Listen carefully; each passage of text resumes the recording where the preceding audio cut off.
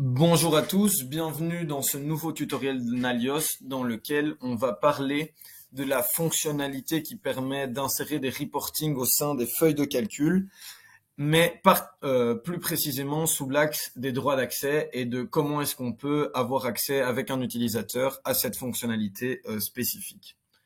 Pour cela, je vous conseille dans un premier lieu de aller visionner la vidéo tuto numéro 8 de l'Académie Nalios, dans laquelle on parle précisément des droits d'accès, des groupes et de comment est-ce que les droits d'accès et les groupes s'agencent entre eux.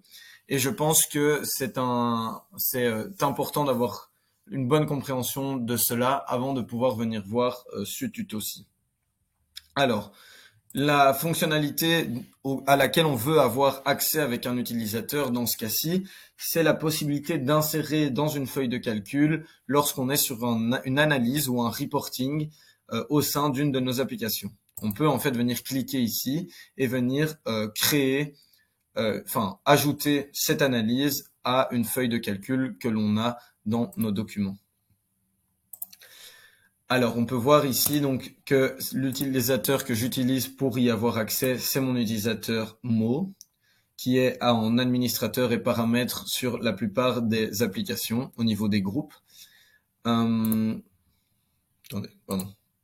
Et sinon, on a aussi l'utilisateur employé hôte, ici, qui est administrateur ou qui a les droits d'accès les plus élevés pour chacune des applications, mais je vais décider de venir ici changer une chose, c'est de mettre qu'il n'a pas administration en paramètres ni en droit d'accès. Hop. Lorsque je fais ceci, si je me connecte sur mon employé, donc qui avait avant du coup inséré dans feuille de calcul mon employé hôte, si je recharge la page, on peut voir que sur son analyse, cette fois-ci, il n'a plus accès à insérer dans une feuille de calcul.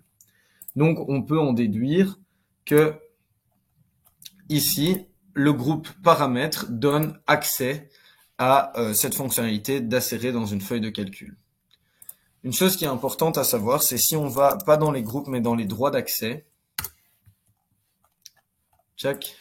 et qu'on tape ici donc spreadsheet, donc feuille de calcul, on en a plusieurs, mais qu'en fait, aucun de ces droits d'accès ne permettent d'avoir accès à cette fonctionnalité d'insérer dans une feuille de calcul. Donc, on ne pourrait même pas, si on décide de ne pas vouloir donner administration paramètres à une personne, mais qu'elle puisse quand même ajouter directement ses analyses au sein d'une feuille de calcul, on ne pourrait pas recréer un groupe dans lequel on mettrait cet employé avec les droits d'accès liés à Spreadsheet. En fait, le droit d'accès pour avoir accès à ce bouton-ci, c'est hard-codé basé sur l'XML-ID au sein du code. Et il faut donc que l'utilisateur soit au sein d'un groupe spécifique qui est le groupe dont on a parlé, qui est donc administration paramètres. Bien évidemment, il est compréhensible de se dire qu'on ne veut peut-être pas donner autant de droits à un utilisateur, mais qu'on voudrait peut-être pourtant qu'il ait accès à cette fonctionnalité. Une autre solution pour cela, c'est de venir télécharger l'application document. Et lorsqu'on télécharge l'application document, en fait, dans le code, je disais que c'était cette fonctionnalité était accessible pour les personnes du groupe administration paramètres, mais elles peuvent aussi l'être par un groupe qui va être dans l'application document. Je vais vous montrer ça tout de suite. Donc on va laisser ici administration sans rien. On va attendre que donc là voilà, document a été téléchargé, donc on va recharger ici la page pour qu'on ait accès à document aussi.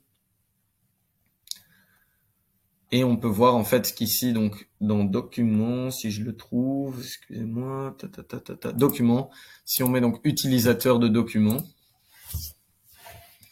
on peut voir que si je retourne donc dans ma page où je suis en tant qu'employé hôte et que je recharge celle-ci, j'ai accès donc à la fonctionnalité insérée dans une feuille de calcul. Il est donc important de télécharger document si on veut utiliser cette fonctionnalité-là pour certains de nos utilisateurs, mais qu'on ne veut pas leur donner tous les droits d'accès qui proviennent du groupe administration paramètres. c'est donc la seule solution parce que pour avoir accès à cette fonctionnalité, on doit avoir accès à administration paramètres ou alors à document utilisateur. Voilà, j'espère que ça vous aidera. Merci et à bientôt.